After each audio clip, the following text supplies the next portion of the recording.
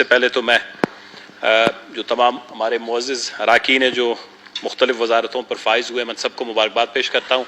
میں نہیں تھا پچھلے گزشتہ ایک دو اجلاس میں، بالخصوص جناب اسپیکر صاحب ایک اہم اجلاس جو ہمارا اس سے قبل منعقد ہوا ان کیمرہ بریفنگ ریکارڈنگ کے حوالے سے۔ بلوچستان میں اس وقت سب سے زیادہ عوام میں ایک تشویش پائی جاتی ہے، کیونکہ بلوچستان کے سائل وسائل یا بلوچستان میں سی پیک کے معاملات ہوں، بلوچستان کے گیس کے معاملات ہوں، بلوچستان کے سونے اور چاندی کے معاملات ہوں، بلوچستان کے ملازمتوں کے معاملات ہوں، ہمیشہ سے یہ ایک روش رہی ہے کہ اسلام آباد بڑے خفیہ انداز میں بلوچستان کے معاملات کو خود ٹیکل کرتی ہے اور اس کے بعد کوئی فیصلہ صادر کر کے ہمیں کہتا ہے کہ آپ اس فیصلے کے پابند ہو۔ ان کیمرہ بریفنگ اچھی چیز ہے، یا اس کو ان کیمرہ ہونا نہیں چاہیے تھا، کیونکہ اگر سونے اور چاندی کے یہ ذخائر ہزاروں کلومیٹر پر پڑے ہوئے ہیں، کسی کی آنکھ سے چھپے ہوئے نہیں ہیں، تو ہزاروں کلومیٹر والے سونے اور چاندی کی زمین کا معاہدہ کیوں لوگوں کی آنکھوں سے خفیہ رکھا جا رہا ہے؟ دنیا کے اندر یہ پہلا کوئی معاہدہ ہوگا جو اتنا بڑا، جو 1000 ارب بلین ڈالر کا ہے، 500 بلین ڈالر کے اس میں ریسورسز ہیں، لیکن اگر تھرڈ پارٹی اگر اس کی اسیسمنٹ کروائی جائے تو میرے خیال میں یہ 700 800 1000 ارب ڈالر، جو پاکستان کے تقریباً کئی ہزار ارب ڈالر سے گزر جائے گا۔ تو اس کے جو معاہدہ ہے وہ معاہدہ ابھی تک، یا معاہدے کے جو اس میں شکیں ہیں، یا معاہدے کا جو اس کے سارے کمپوننٹس ہیں، یا اس معاہدے سے بلوچستان کی حصہ داری ہے، شراکت داری ہے، یا سب سے بڑھ کر جو آئین کے اندر 172 سب سیکشن 3 کے تحت سائل و وسائل پر صوبوں کی حاکمیت کو 18ویں ترمیم کے تحت تسلیم کیا گیا ہے، وہ ابھی تک واضح نہیں ہے۔ ہم یہاں پر بات یہ نہیں کر رہے کہ بلوچستان کو 10% دیا جائے، 20% دیا ہے، 25% دیا جائے۔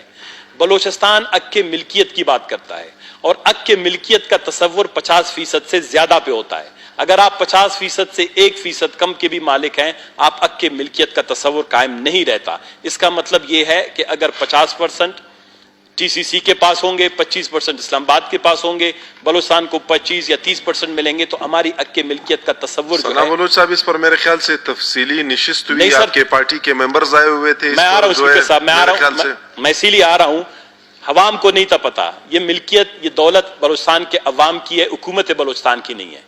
یہ اسمبلی میں ہم بیٹھے ہوئے لوگ یقیناً ہم اپنے نمائندے ہیں، لیکن ہم یہ سمجھتے ہیں کہ ان کیمرہ بریفنگ میں جو دوست آئے، اچھی بات ہے اگر ان کو کچھ معلومات دی گئیں، ورنہ ایکسٹ کے ویب سائٹ پہ جائیں، 635 صفحے پر مشتمل ایکسٹ کی ڈیسیجن پڑی ہوئی ہے، سپریم کورٹ کا فیصلہ 63 صفحات پر مشتمل ہے، میں نے 1.5 گھنٹے اس پہ 2019 میں تقریر کی ہے۔ وہ بریفنگ معلومات ہوتی ہیں، بریفنگ جو ہے ایگریمنٹ نہیں تھا، اس میں ایگریمنٹ پیش نہیں کی گئی۔ تو میں اس اسمبلی کے توسط سے، کیونکہ بعد میں سننے میں آئے کمیٹی بھی بنی ہے، اس کمیٹی میں ہمیں بھی شامل کر دیا گیا ہے، اس کمیٹی کا کوئی اجلاس ہوا نہیں ہے، میں دوبارہ اس بات پہ انسسٹ کرتا ہوں کہ اسلام آباد کو یہ پابند بنایا جائے کہ جو بھی ٹی سی سی کے ساتھ یا آربیٹریشن کے تحت ایکسڈ نے، جو international centre for settlement of investment dispute کے کہنے پر جو آربیٹریشن ہوئی ہے، اگر کوئی بھی معاہدہ ٹی سی سی کے ساتھ طے پا رہا ہے، وہ پہلے اس ایوان میں پیش کیا جانا چاہے۔ اس کے تمام شک، اس میں چاہے ہماری پارٹنرشپ ہے، ہماری ملکیت ہے، ملازمتیں ہیں، ریفائنری ہے، کیونکہ ہمارے پاس سندھ کا تجربہ پڑا ہوا ہے، وہ ہمارے سامنے ایک ناکام تجربہ ہے۔ آج چاغی کی صورتحال آپ کے سامنے ہے، آج بلوچستان کے دیگر علاقوں کی صورتحال آپ کے سامنے ہے۔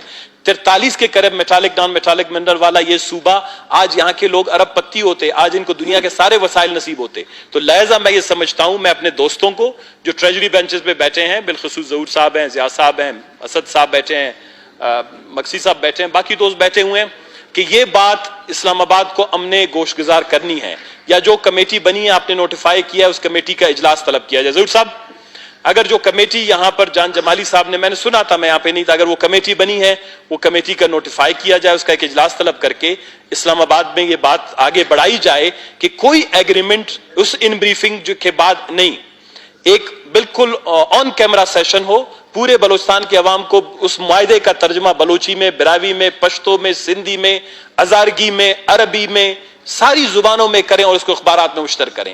یہ 200 سے 400 سال تک یہ معاہدہ قائم رہے گا، یہ ہماری نسلوں کا معاہدہ ہے، یہ کسی 10 سے 15 سال کا کوئی معاہدہ نہیں ہے، یہ کرائے کا نہیں ہے، یہ قدرتی وسائل پر۔ تو لہذا جناب والا، ایک تو یہ بات۔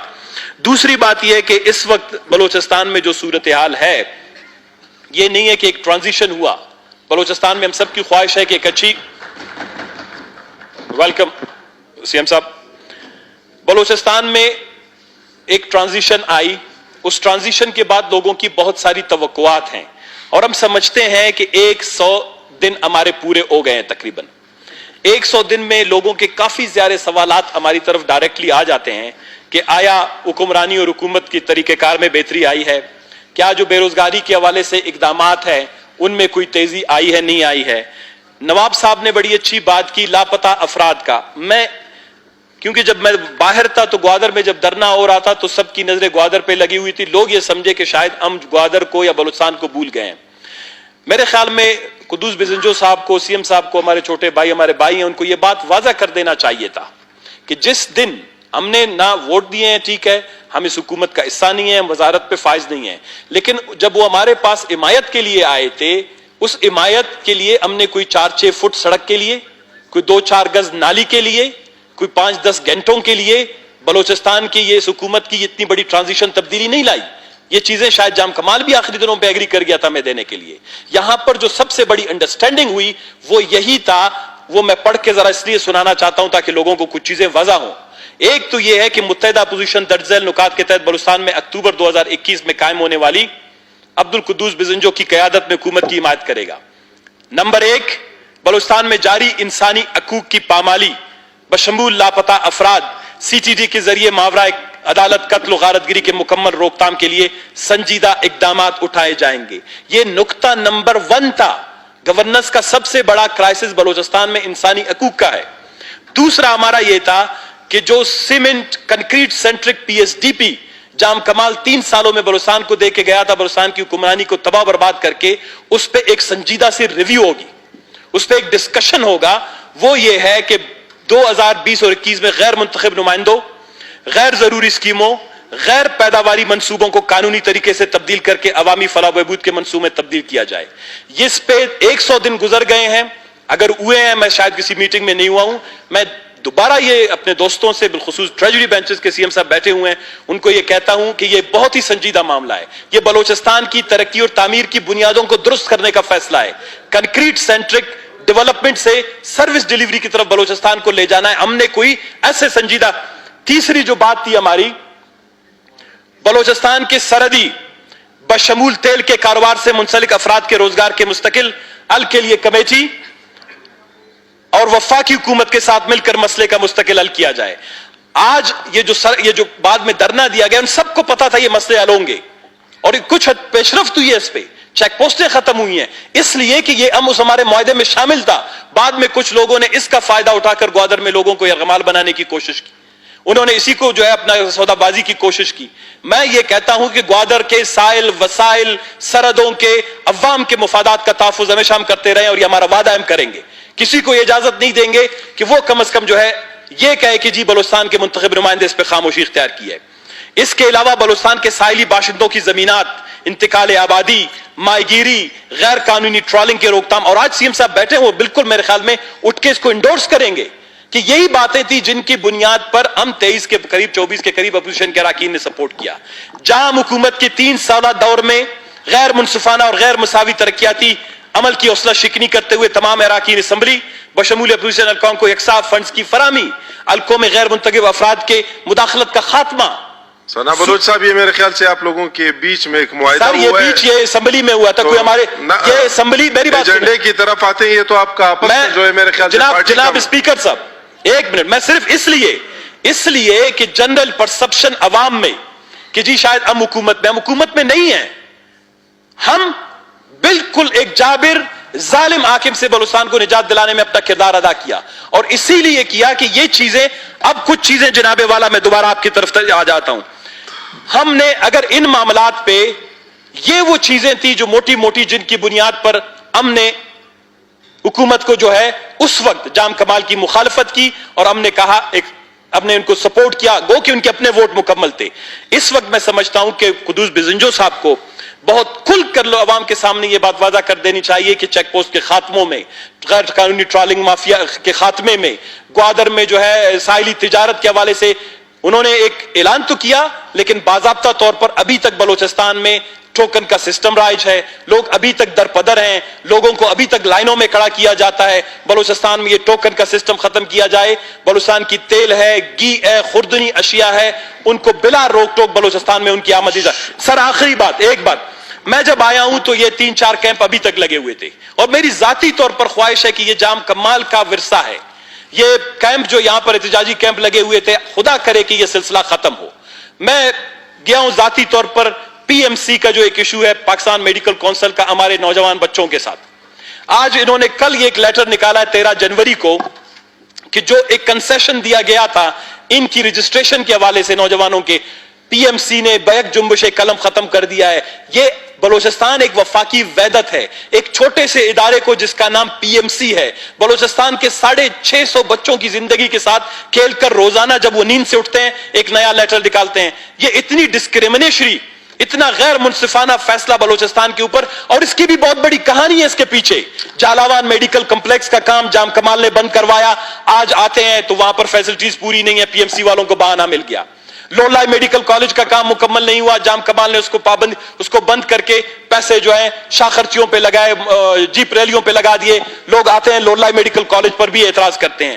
جام کمال کی غلطی کی وجہ سے کیش میڈیکل کالج کا ایشو ہوا. جناب اسپیکر, اس کے علاوہ صاحب میرے خیال سے ابھی جام کمال صاحب نہیں ہے, میں بالکل میں سر آخری میرے خیال سے ابھی تک زیادہ ٹائم بھی نہیں ہوا معاملات. دیکھیں سر, ان گیلریوں میں ابھی بھی جو لوگ بیٹھے ہیں, ٹھیک کرنے میں جو ہے وقت لگتا ہے. ایک منٹ,